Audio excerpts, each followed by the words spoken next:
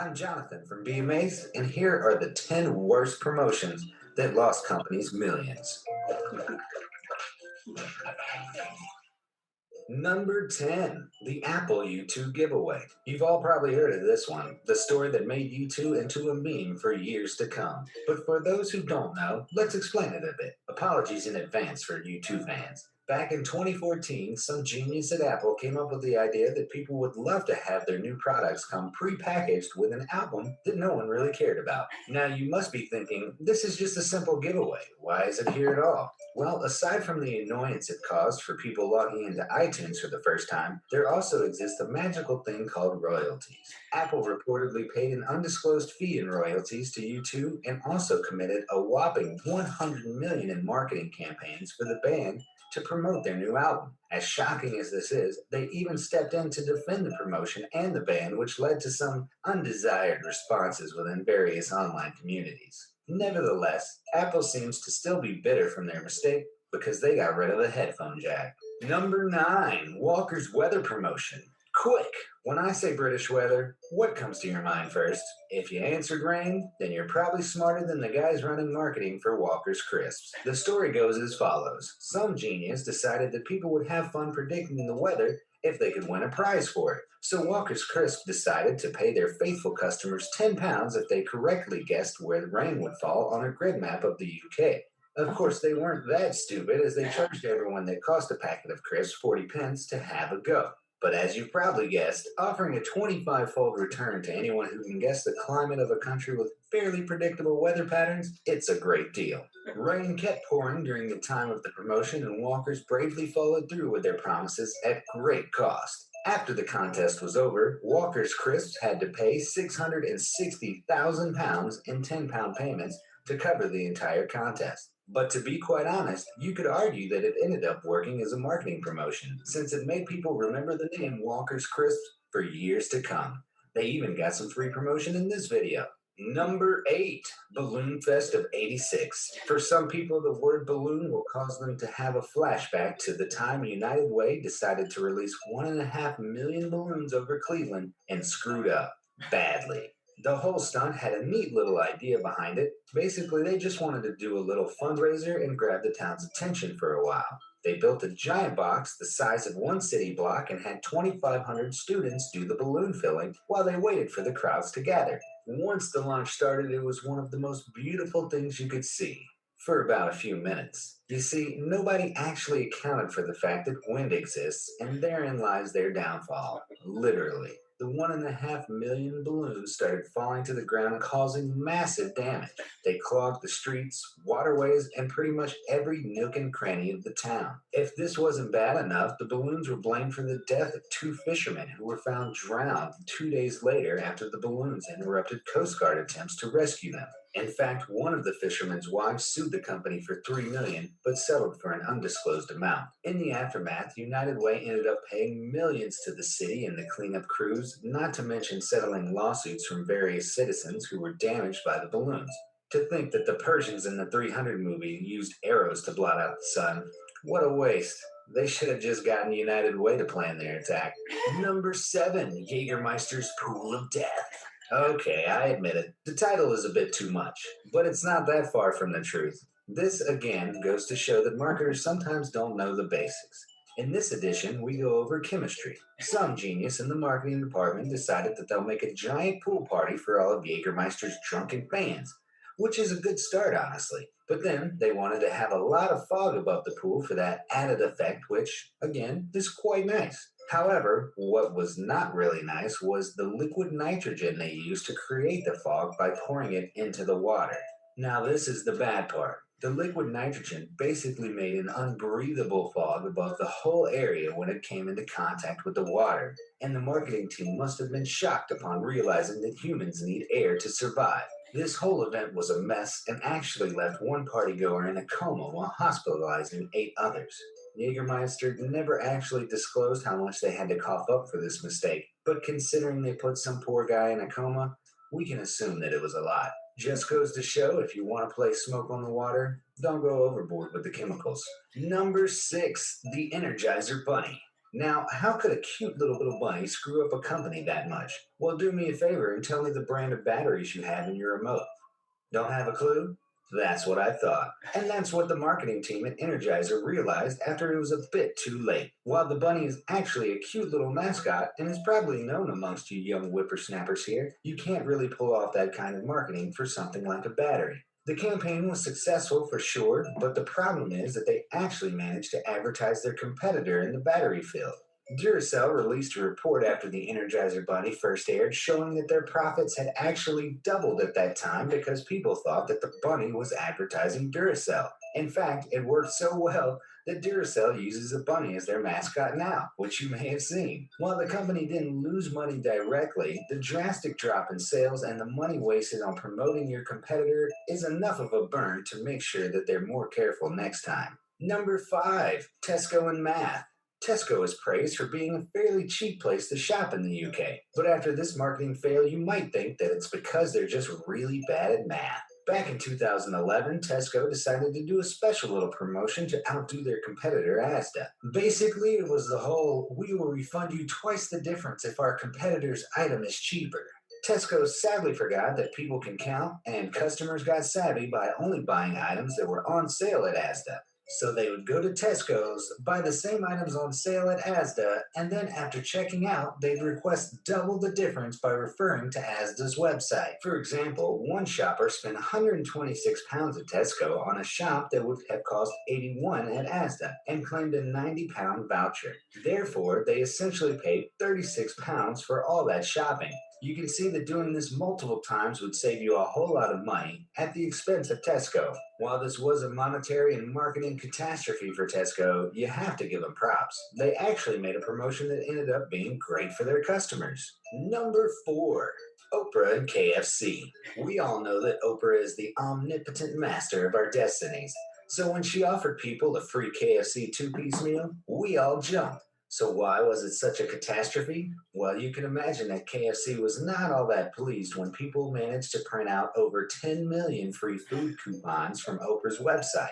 During the time of the promotion, KFC gave away over 40 million worth of free food and probably paid Oprah a ridiculous amount to do the promotion for them. Needless to say, KFC will not be contacting her anytime soon. Number 3, bananas for stereo. Now, before I start, this one didn't cost a lot of money, but it was really stupid on the marketing side. It was the same old formula, savvy customer plus dumb exchange equals prize. Silo, a chain of electronic stores, decided that the dumb exchange item would be bananas, and the prize would be a stereo. Imagine their surprise when, after the whole thing settled, they ended up with 11,000 bananas in their warehouse and a lot of stereos given away for around $40. These guys ended up being nice and donated all the bananas to the local zoo, but it kind of makes you think how stoned they had to be to come up with the idea in the first place. Number 2, McDonald's Olympics. I do admit that pairing McDonald's and something that requires you to be physically fit is a bit weird, but it gets weirder fairly quickly. During the Summer Olympics of '84, McDonald's had a catchy slogan, "If the US wins, you win." They included a ticket you could scratch on every meal, and customers would win a Big Mac for gold, French fries for silver, and a Coca-Cola for a bronze medal in the event that was on the ticket. Trouble is, since the Soviets boycotted the Olympics, the US ended up with 83 gold medals, 61 silvers, and 30 bronze. Basically, McDonald's lost a huge sum of money because the Russians were too lazy to compete. It seems that Russia can screw American businesses even without the hackers. Number 1, number fever. Riddle me this. What happens when you overestimate the power of numbers? If your answer was extreme riots and lawsuits, you probably worked for Pepsi. In 1992, Pepsi had their Number Fever promotion and promised to give away 1 million pesos, the equivalent to 40,000 US dollars, to one lucky person with the right number on their bottle cap. Trouble is, they had accidentally printed the winning number 349 on 800,000 cabs due to an oversight in the manufacturing process. Consequently, they accidentally promised to give away a total of 55 billion in today's dollars. And so, people just calmly understood the mistake and caused no trouble. Nah, I'm kidding. Thousands of Filipinos began rioting on the streets, demanding that Pepsi pay them their rightful prize, which now totaled in the millions. People even filed 689 civil suits and more than 5,200 criminal cases for fraud and deception. However, Pepsi wasn't entirely at fault. It is believed this marketing fail was caused by DG Consultors, a Mexican consulting firm that Pepsi had hired to randomly pre-select the winning numbers. They were clearly instructed not to make the number 349 a winner, but they clearly didn't get the memo. Obviously, with such a costly mistake, Pepsi couldn't afford to pay everyone what they promised, and instead settled on giving just under $2,000 to each winner, instead of the promised $40,000. Regardless, Pepsi ended up paying closer to $10 million dollars for the whole campaign, rather than their original budget of $2 million. Dollars. Looking at the whole list now, a lot of these things wouldn't have happened if some people just did their job properly. Such a shame. So I thought that was an interesting video just because of the historic part of it and also the fact that there's such a range of things. So welcome to the AutoHub show.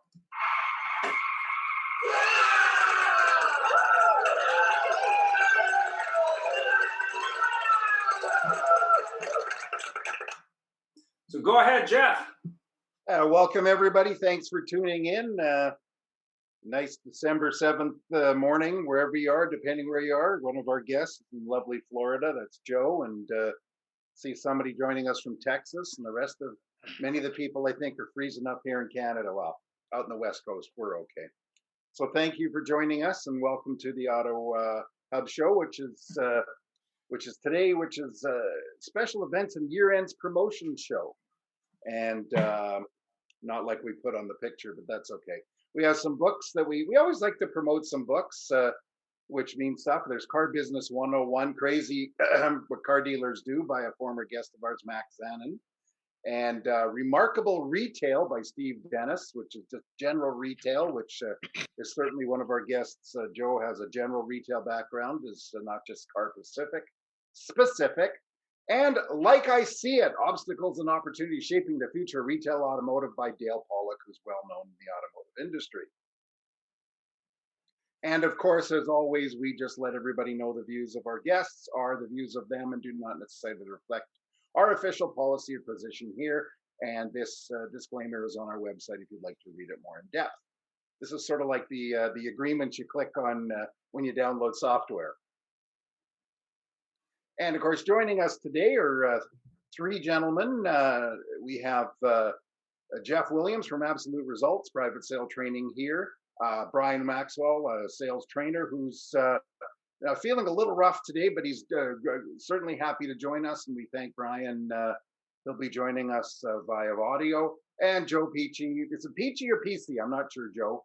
Peachy. From Peachy, I figured. From Peachy in Florida. So first of all, Jeff Williams, please introduce yourself and give us a brief intro. Oh, well, thank you very much, Ian and Jeff. It's a pleasure to be on your show and talk about events. Certainly something we know a little bit about. I started my company, Absolute Results, 24 years ago, and actually started my friend's garage in Victoria, BC. And the business has grown quite substantially over the years. Right now we run appointment-driven events in about 26 countries. We've got about 120 trainers, 120 office staff, and any given year we do about 5,800 events and help dealers sell about 94,000 cars. Now, this year was a little different, of course. Like all years, we still had a good and innovative year this year. So certainly we're experiencing the event business. Terrific. Thank you so much for being here. Joe, how about yourself? Well, I have a speaking, coaching, training, consulting company, and I work on the other side of it. I do a lot of work with the in-house people with sales training to drive their events, to get more people to their events. So I work with skills. I work with tactical sales training, where I get people on the phone in real time, bringing people to events, bringing people on site. So I'm not industry specific because I'm more tactical sales based. Fabulous. That's great. We always like to have different viewpoints here because retail is definitely retail and just depends if it's on four wheels, two wheels, or sits in your living room. So thank you. And finally, last but not least, Brian Maxwell, automotive sales trainer who trains people to sell like professionals. Brian, thanks for attending us and appreciate that you're not feeling well. Thanks for being here. Hey, I appreciate you guys for inviting me. And I apologize to everybody. Yeah, I got bit by some bug and it hit me really hard yesterday, but I wanted to make sure I made the show. So typically I would be on video. If anybody see me on YouTube or LinkedIn, Brian Maxwell, I'm always high energy. But thank you for having me, man. Thank you. No So, problem. gentlemen, we'll get right into the questions. And being that we're talking about year-end promotions, et cetera, et cetera. Our industry, and I imagine all retail, has gone through enormous changes this year. Of course, due to the word I don't like to say anymore, but and of course, got a huge increase in online buying, and the in-store experience has totally changed. Is there any validity or value in having year-end and events and promotions because of this? And we'll just start with Jeff, just because he hadn't spoken for about 37 seconds. Well, you know what? I think it's at any given time, we can just take a cue from leaders in the retailing period. You know, I share with some of my team when I was on a conference call with my Australian team on Saturday, who is the biggest retailer in the world? They're Amazon, right? Does Amazon have events? Absolutely. They have Prime Days. Think about Apple. I was on Apple's website last night, you know, and I was reading words on their website. Don't miss out. Get your holiday gift. Just released. So, I mean, you could be a skeptic and say, is that really an event? But an offer with a call to action and a time limit sounds like an event to me. So I think if we're taking cues from the biggest leaders in retail around the world, then certainly, you know, events have their merit. You know, I think back this past Saturday, if you want a real recent example, this past Saturday alone in the south of France, my team helped a Renault dealer sell 50 cars in one day. My team helped a dealer in New Jersey, a BMW store, sell 36 cars. My team helped a dealer in Saskatchewan sell 21 cars with 5 salespeople. And we helped a dealer in Australia have their biggest sale day, oldest Mercedes-Benz dealer in the country, have their biggest sale day in recorded history. So is there a place for events? Well, they're still working, and the biggest retailers are doing them. You know, so I think they really are important. Selfishly for dealers, they give a boost in momentum. They give a story of a sale to rally their team around. And customers, well, customers always like to know there's a deal or something special or limited availability or something exclusive they can participate in. So I think when you weave those pieces together, they give us a pretty compelling evidence to the value of events. Terrific. You know, I have to say something I love to do is ask Americans to say Saskatchewan. So, Joe, maybe you could answer us there and say Saskatchewan. You know, I agree with Jeff. I mean, anytime you have something with a timeline on it, it's an event. I think when I'm training people in sales, if they lack putting a timeline on something, they're missing the boat because that's an event. One thing that I believe when it comes to events, I think a lot of it starts from what are you doing to get people aware of the events? You know, in this virtual world, so much is gotten confused out there. Virtual selling should not lose closing ratio. It's basically a process. And I think some people, not me, have charisma and talent. So when I'm working with a company and individuals, I'm more about processes, communications, and skills, and then getting the mass. So what I like to do, what I've done with one of my clients, actually they're nationwide now, is we do a live call out. We take all the salespeople and we run a promotion in-house for the people who are going to kick off a promotion out of the house. And so we put as much emphasis on, hey, if we do a mass call, if we have, you know, let's say you have 10 stores, and they have a total of 25 sales reps, and they all commit to 50 to 100 phone calls 5 days in a row. Do the math.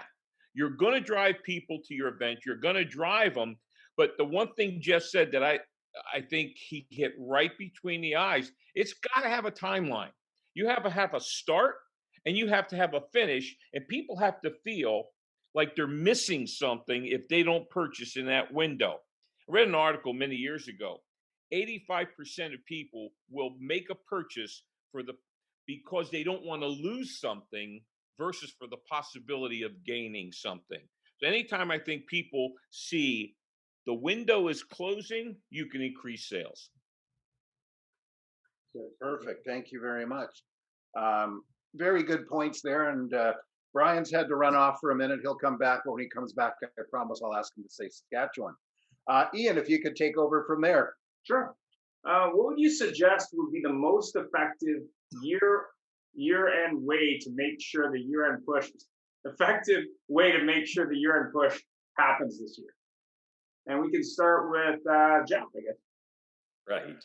Well, the key to any event, it's always been around the story.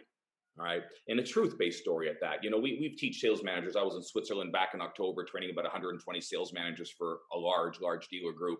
And one of the things I taught them was how do you start every month? And start every month with a what's changed plan and what's changed analysis of your business, what's changed with the market, what's changed with your product, what's changed with the offers. And you take that what's changed analysis of your market, sit down with your team, build selling stories together, and then bring those to your customers. So when you take that what's changed concept, and it's the end of the year, we know all the manufacturers have different promotions and offers out there. So when you can really convey a succinct and effective story about what's changed in the market, and then take that to a piece of your customer base first and reach out, and then take it to the marketplace, whether it be the leads you already have in your CRM or leads that are being generated on a day-by-day basis. So I think that the ability to create that story around what's changed gives you the authenticity and the truth behind your marketing. And then you can simply customize that to the customer by having what we call an intelligent conversation. Thanks for that, Joe. Well, I think just like Jeff said, messaging is the key. Okay, I believe messaging is very important. And so I think just like Jeff said, you got to pull your sales team together. You got to make sure everybody is singing off the same sheet of paper. And so I like to start with the value proposition. I always like to start with the end in mind. I think about the client and what's best for them, what's in it for them. And so all of the messaging, whether it's marketing, whether it's sales, whether it's billboards, whatever it is, business cards, starts with value propositions. At the end of the day, it's what's in it for the client. And then we back it up with, like Jeff said, the uniqueness and the story. So I think in this time, messaging cuts through everything.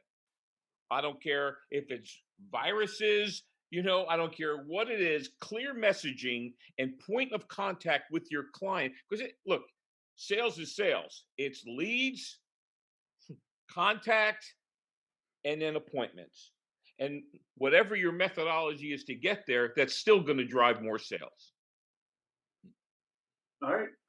And is Brian back or no? Nope, Brian's not back yet. I think he had to take a call. So that's okay. That's the beauty of Zoom, man. Sure. If I could just pull on something that Joe spoke about there. Joe, you just talked about customer experience. And you talked about, that's one of the things that I'm really a believer in. I've been focusing and instructing my team to focus more on the customer experience than the offer. And I think as we go into this new kind of way of selling, where it's a combination of virtual selling or and showroom selling, at least in the car business, it's about your ability to engage with customers, right? Set up the appointment. And, Joe talks about appointments, and everything Absolute Results does is about appointments and helping dealers create an appointment culture. It is all about appointments. So when you can have an engaged conversation with a customer to set that appointment up, you're right, Joe, your closing ratio won't go down because you've actually got the opportunity to prepare, right? And it starts, like you spoke about, before the sale even begins. Have we prepared our team? Does our team know the story of the sale and the why? And then once we've got that messaging created, how do we shift so we're not just yelling at the customer? We're not just blasting with a generic message, but we find a unique way that we can engage with a customer and we can kind of unlock their why, their what's changed, and then we can weave their why into the offers that are available, the product that's available, what's changed in the market. So now it becomes a customer-centered process. It's not just a marketing campaign. When you've done that, which obviously, Joe, thanks for sharing that, you are able to be so focused and really focus on that customer experience. We have very few no-shows or cancellations with our clients for this reason. The reason for the appointment, the reason they're coming on the lot, so to speak, it's their idea. Okay? All this overcoming objections, all this, you say this, they say that. At the end of the day, if what's in it for the client, if we are client-centric, LinkedIn 35% of our business comes from LinkedIn. And I'm not talking about inbound. I use it outbound. Okay, I get it offline and pick up the phone. But they said your LinkedIn profile is different. It's not about you. It's about your client.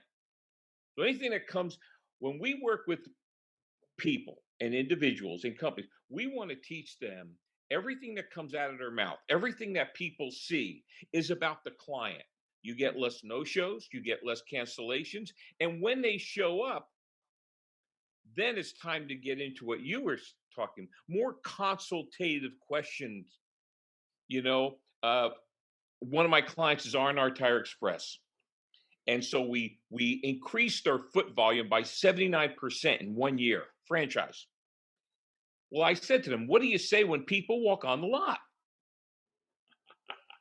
Well, you've got these tires. I said, have you ever thought about reaching out your hand and saying, hey, my name is Joe, your name? Yeah. What brought you here today? And they'll tell you.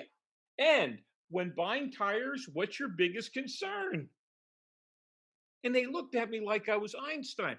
No, that's the question you're supposed to ask. But see, we've become a very transactional selling society. And consultative sales will reduce no-shows and increase closing ratio.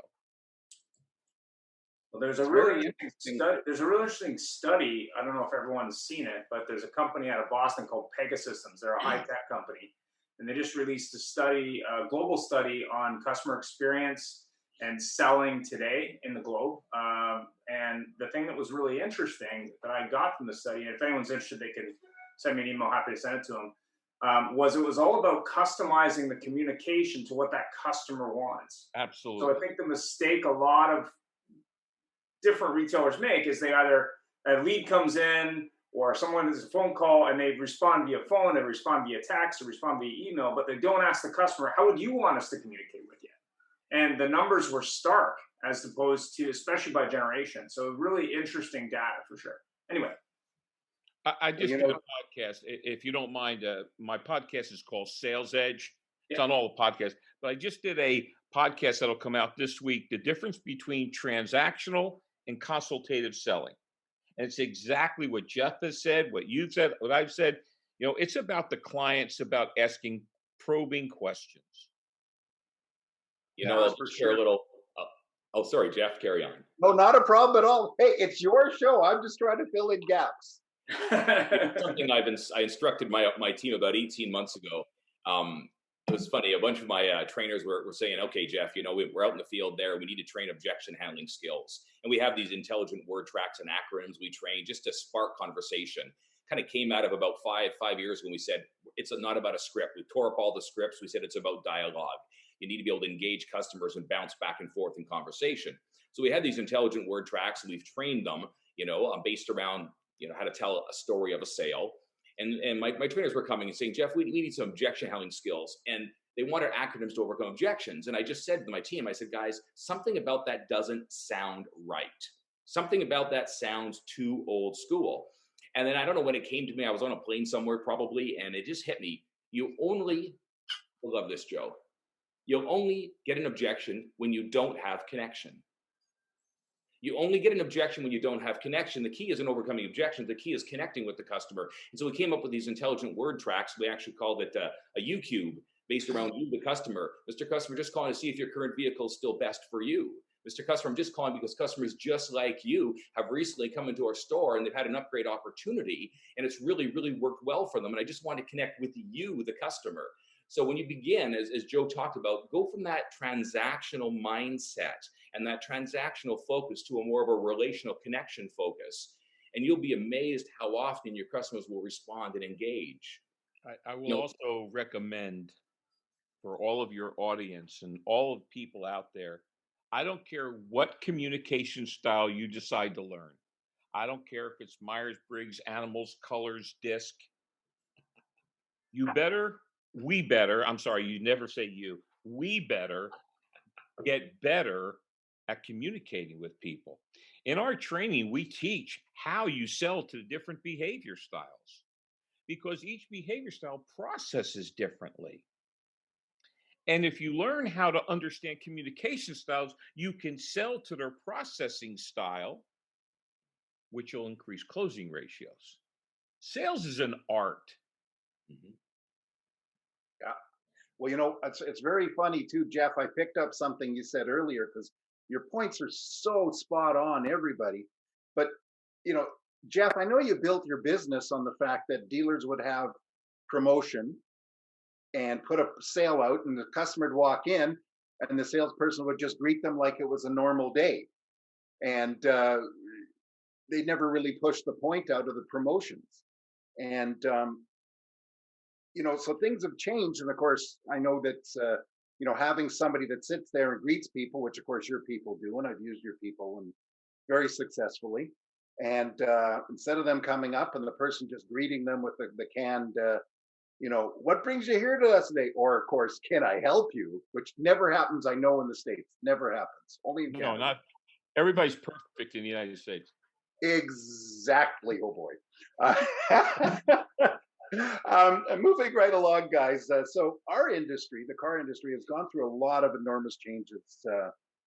Sorry, excuse me. I went like, what the heck am I doing? I'm reading the wrong one here, man. We're talking about bonuses and discounts now, actually. Bonuses and discounts. Yeah. What do you think's more effective, bonuses or discounts? And let's go with Joe. I'm not real big on discounts. I think you got to be careful how quickly you drop your price because then people always play that to you. I think there's a time and a place to run specials. I like to call them special promotions. I don't like to call them discounts. Okay. And I think they have to have a tight window.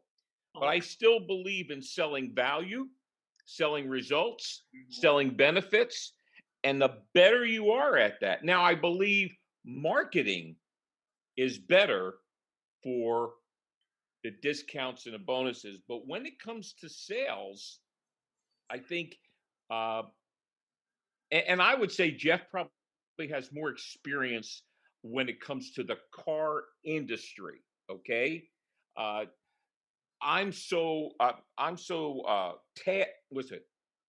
technique oriented, skills oriented. I train with a lot of industries.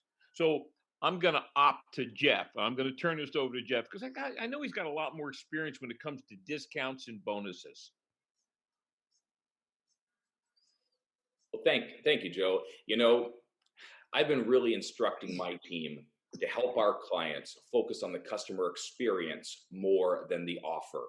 Talk about how the product will help that customer and identify with their needs. Because if the customer doesn't have a need and we haven't uncovered a need, what is the discount going to do except maybe erode our brand, right? And erode our value and cause us from the beginning to focus on the wrong thing, focus simply on the price. Now, certainly we need a story. We need a value equation for customers. And during our events, my trainers will always say to customers, Mr. Customer, you are always going to get a good deal. You always will from our dealership, whether you buy today, next week, next month. Certainly. Now, is the deal a little bit better today? Sure, it's a little bit better today. And let me explain why. And then have a conversation about the customer's needs to find out if that's even relevant to the customer and to find out what is relevant to a customer. Because when we do that, when we can help our people shift, if we don't, and all we do is focus on the deal, we fall into the trap, that, gosh, I learned 25 years ago, we call it the customer and training cycle, where the customer basically untrains our salespeople that it's all about price. It's not about product and selection. And don't we all know the number one job of any sales professional is selection? Period. End of story. We don't have the right vehicle, we're not going to sell them a car, or we shouldn't sell them a car. Right. So, why would we accelerate the customer and training cycle where it's price, price, price? Certainly, we do need to have a value proposition. We need to have a statement of confidence and a bold statement that we're a volume player in the market. We believe in giving customers a great experience, and certainly a component of that is making sure that we have a great offer for our customers, that we make the vehicle affordable, that we tailor it to their needs, that we personalize the proposal we put together for them. Absolutely. Certainly, it all starts with their needs. Yeah, and I have what I train my clients on, and please, I'm not a rocket scientist. You understand? I'm not. I can do this in 5 minutes. I can do it as long as you need, but I have a 5-step process for selling, and I don't care what the product is. I don't care what the service is. First, you find out what's important to them, what they want. You find out what their concerns are, and you establish a timeline. The second one is you reiterate and clarify and repeat back to them, because nobody repeats back to them, so you validate them. Then you talk about your uniqueness. And that's what absolutely allows you to charge more or not always have to charge less. Your uniqueness is what really separates you from your competition. Then we go into the actual product, and then we have the call to action. Now, when I started selling that way, my closing ratios went into the 90 percentile. And it works in every industry, in every product, because again, clients can follow a process. They cannot follow charisma. Jeff has no charisma. We had a comment on that actually from Stephen Granger about preparation. He said that in my first job selling copiers, who makes the most money? People answered doctors and lawyers. How much time does a doctor lawyer study to become a doctor lawyer? And what he said is, well, if I studied as much and got down my process, I'd make more than a doctor lawyer makes. And I think that really plays to what you said, Joe. Yeah. You have to have a process. You gotta train it. You gotta work it every day, and you've got to get better over time. And I think in sales, sometimes we fall back to the classic road to the sale in automotive or whatever industry, and we don't really think outside the box enough. And I think today that's meant that you'd have to think a little bit more outside the box because of the way customers are wanting to do more of that remotely than they ever have before. Right. Well, sales, as we all know, is a profession. It's a good profession, and salespeople have to view themselves as professionals and do the preparation work and do their homework. Sometimes salespeople, they go to one Dale Carnegie class and they think they're set for life. And yet, training is the number one thing sales professionals need. Oh, for sure. It's ongoing, and that's one thing. I'm glad you mentioned that, because it's we all think we go to a training session, and of course Jeff's people are actually trainers when they go to the dealership. They don't just take over, but that's something we do. We take our training, and then we say, okay, I'm ready to go to the world. I spent 2 hours watching this guy, or 2 days in that course, and I can take it on. And 6 months later, they're all back doing 6 months, 6 days. They're back doing the same thing. So moving right along, everybody. Brian still hasn't been able to come back yet. But what's better? Year-end keyword searches, paid searches, or geotagging? Doing the online world. There's a lot of people that are experts when it comes to digital marketing, and certainly we have a digital marketing team at Absolute Results that works with stores. What I'm hearing more and more as my team is out and working with about 350 dealers globally this month, more and more dealers are getting more leads than they ever did before. Customers are searching online. The digital traffic has gone through the roof. And the challenge I think dealers are having now is because their digital traffic has just exploded and their lead count has exploded. Again, if they don't have a process in place to reach out to those different leads and have a story to invite them into and an event to invite them into, they're going to miss a lot of opportunities. We all know that those digital leads, when they come in, there is a portion that close relatively quickly. They'll close in those first couple of days or first week or so, but then there's a huge percent of those leads that are coming in, or those customers that are just beginning their online process and their research. It could be 30 or 60 days. So to have a process, which Joe touched on earlier, of reaching out, and I use the word farming, all right, reaching out and farming those customers and connecting with those customers on an ongoing basis to lead them towards an appointment. Now, part of what you might need to do with those customers is offer to go to them virtually first. And we've certainly seen that more and more, where we have a conversation where we offer a virtual consultation with that customer. And with our virtual events that we're running now, and we're running those in the Caribbean countries, we're running those in India, we're running those in Vietnam and the Philippines, running those in Dubai. With those virtual events, we literally have a conversation with the customer where we basically go through the first half of the selling process virtually, or we offer to. And once we've determined that they have a need, that we have a product that might better suit their needs and potentially in the right budget or price range, then we book that appointment for them to come to the showroom. And so it's been a reframing of the process, but that process works. You see, one of the reasons why so many processes are broken when it comes to digital lead handling is we just want to call and get them in. Well, again, like Joe said, it's customer focused, it's customer centric. How do we say to the customer, Mr. Customer, allow me to come to you? Why don't we book a virtual appointment? Take 10 or 15 minutes. We can have a conversation. I can share with you some things that may be relevant to you. And then if it makes sense, potentially a visit to our showroom. And I think the biggest thing I've seen, because you're right, this whole digital marketing world, they're driving leads. The problem is people are not getting to the leads quick enough. Okay. And one of the things I do, I have an intensive, it's a 1-day intensive where in the morning we're doing training and messaging, and then we pick up the phone. And so they bring leads with them. And so they bring their digital leads. And here's what they hear if they've never reached out. You know, I connected with you guys a week and a half ago and I needed tires. So I just went down the street. I wanted to work with you.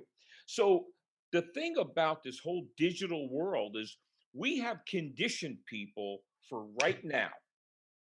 The whole world of digital has made people more in a hurry, and they think because they send something in, they should get something back.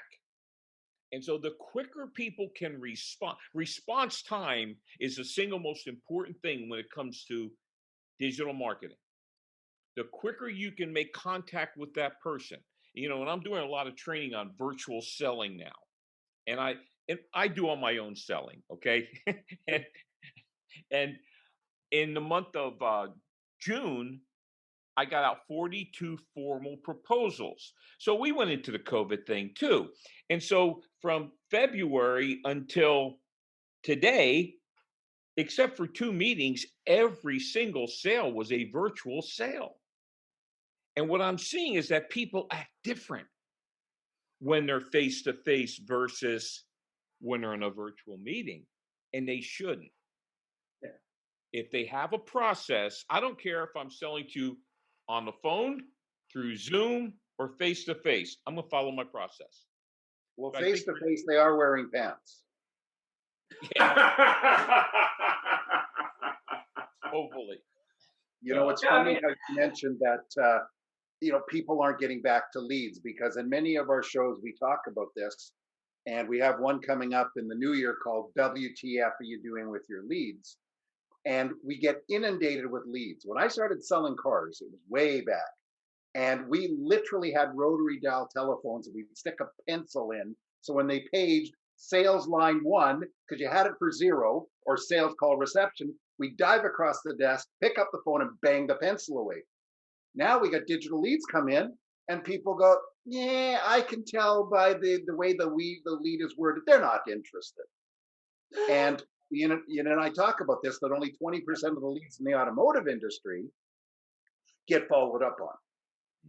And it must and Jeff said it 100% right. And I'm actually putting together a white paper PDF based on a year's worth of research, because I work for a company out of California that helps dealers with leads and websites. But what I've found with my own personal experience shopping for vehicles, but also from multiple dealers all over North America, is it's that 90% that aren't handled where the opportunity is. The 10% they pick up either way.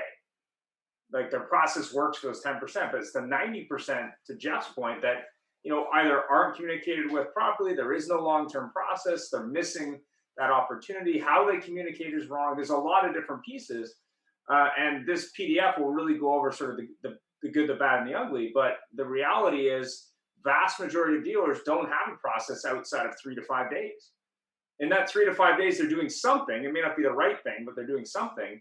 But it's that 30, 60, 90, 120 days where really all the activity and all the opportunity is. And this is something I learned managing in our department over 10 years ago, which hasn't really changed. It's just now there's more tools, but there's still a lack of process that's consistent, that works for the customer. I would agree with you, Ian. I think, though, it's gotten more complex. All right? It truly has gotten more complex. Now, we can't let it become complicated. It has gotten more complex. You know, the biggest challenge you see, and we have a lot of dealers that actually do a pretty decent job, especially in the first 3 to 5 days. I agree after 5 days, which is, you would know more than me, the percentage of customers that would be probably those leads that will close after the 3 to 5 days, but let's just say it's 70% of them, all right? So, but even in that first 3 to 5 days, it's the transition from the virtual or the phone conversation to the showroom presentation and introduction. It's that transition from virtual to showroom. That's that messy part, that messy middle as we talk, and that's where a lot of the opportunity is lost, even in those first 3 to 5 days. You know, so it's putting processes in place that would allow us to have a great conversation with the customer, make an appointment, then have, whether it be if that's with the BDC rep, and then there's a salesperson or a showroom salesperson. I'm working with some dealers right now where they recognize that they've got about one virtual BDC rep or VBDC rep or virtual salesperson, whatever you want to call that position. They've got one for every 4 or 5 showroom sales professionals. And they realize 5 years from now, it'll be 2 to 1 virtual per showroom salesperson. So they're putting processes in place, but even now it's that transition point, all right, with the customer. The customers say all the time, I hate having come into the dealership and re-explain myself over and over again. Well, one of the best examples I can share was a dealership that used a BDC and a salesperson in conjunction. And they used them together because they knew the BDC person wasn't perfect, but they're process driven. And they knew the salesman wasn't perfect and they were less process driven, but they're more connected to the customer in theory. So those two working together in a team, which I think is going to be the future of automotive anyway, whether it be a sales manager, a finance manager, a salesperson, or a BDC person, there's going to be a much tighter team relationship in order to move that customer from digital lead the showroom visit or virtual then showroom visit, or however that's going to work for each individual customer to sell more vehicles. And the dealers who actually do that well will sell more vehicles, and that's true in every industry. I mean, even in traditional retail, you know, whether it be curbside pickup or online delivery. I mean, it's really about how do I create a better experience for that customer that fits their needs that other retailers aren't doing. They're just not doing it. Right? And you're right, you can't see that VBDC or BDC as a separate department. One of the reasons there's so many broken BDCs in dealerships is because they're viewed as another department to run. Well, no, they are an integral part of the sales team. You know, so dealers that can marry those together instead of putting another Berlin Wall in the dealership, like the one we have between sales and service, but can actually connect those two and say, we're part of the same team and have that integration, however it's structured, are going to, again, what serves the customer? And what serves their experience, right? How do they want to be served? You know, I think I think that whole thing has to be one. It has to be part of your process, because that wherever the leads come from, how that lead is handled to get them on the property is key. What is the messaging that takes this person and delivers them to the person on the showroom floor? That's the key. And how quickly can you get to that lead? And never before in the history of the world has response time been more important. And, you know, we've seen that because, you know, who's taught us that? Amazon. Oh, I ordered it today. It shows up tomorrow. Right. So it's fueled that. One thing I just want to make sure we chat on briefly today, if you don't mind, gentlemen, because we talked about events and year-end events and promotions. Yep. And something that we've been doing a lot of research and building a lot of our IP and training materials and events around, especially our leadership training, is around the concept of retention. All right. I often say that retention is the holy grail of the car business. Right. If you can't keep enough of your current customers, you can't spend enough money to buy business and make up the difference. Right. Now, that statement is true and it's false. It's true in concept, yet the majority of dealers, especially in North America, not so much Australia, not so much Europe, but in North America, they're still buying more than 70% of their new business every single month. All right. And so we focus that, and we always teach dealers, yes, when you do an event or a campaign, and certainly year end is an ideal opportunity to do it because there is a window of time. The calendar is based around it. All business is based around it. The rhythms of life and society are based around that calendar. And you want to have an event of kinds, but multi-layer the event. All right. So you'll do some marketing, whatever marketing works best for your store and your market. All right. But then you want to take a component of your database, whether it's the 12 to 70% of your database that you choose to reach out to on a monthly basis, and you want to engage and have a retention component. Yep. Then you want to layer the conquest marketing and conquest leads on top of the retention. That's what I believe any good business, but especially a good car dealership, needs to look at their business every month and go, okay, here's our target, our goal. What percent is going to be generated from my current book of business, my current portfolio? And then we layer on top, as opposed to just go, how much do I need to spend to hit my target? Right? So that retention component and layering on top of that is how I believe all good dealerships, all industries, but especially the car business, need to run.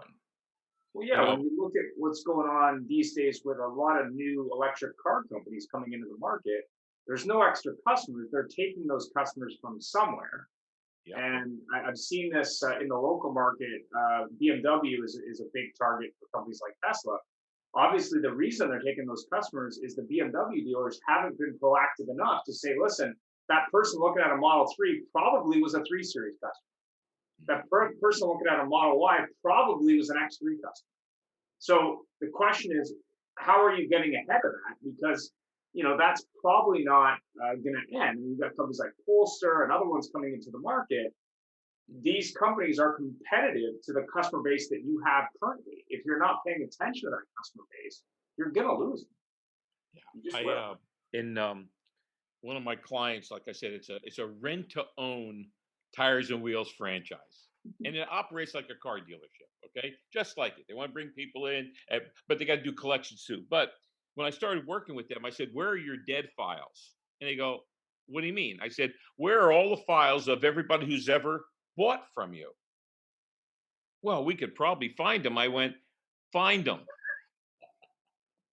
And I made them bring them to the training. And part of our calls were from people that they hadn't seen or talked to in 5 or more years. And we sold thousands and thousands of dollars worth just by saying, hey, John, this is Joe Peachy of such and such. Wanted to reconnect with you.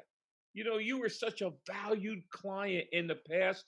What do we have to do to earn back your business? It sounded so, and they went, this isn't going to work. And person after person said, I always loved you guys, but I moved to Atlanta. Do you have a store in Atlanta? And it was like, that's become part of their strategy now. Yeah. This is exactly what Jeff is also talking about. 100%. When you look at maintaining a customer base, whether it be sales or service, it's obviously a lot less expensive to keep the customers you had versus hoping to conquest customers that you haven't had yet. Not saying you shouldn't do both, but what's amazing is that. Yeah. It is easier to write a check than to fix a broken process. That's a reality that every business, including our own businesses, need to look at, right? It is easier to do that. And that's not a long-term solution, at least not with the way the market's going, all the major changes that are going to hit the industry in the next 5 years, probably more than the last 50 years. So we need to be buttoned down the processes, that are going to be customer-centric, but that are scalable, replicable, so we can have process-driven success. And then we build the skills of our team so they're layering their personality skills on top of the process, not the other way around. Well, there was an interesting announcement last Friday. I don't know if you heard about it, but BlackBerry has made a deal with Amazon Web Services to create a secure platform for automotive manufacturers to communicate directly with customers in the cars with the technology on board cars. Mm-hmm. So basically what that signals to me is that the manufacturer is saying, okay, who's taking care of my customers?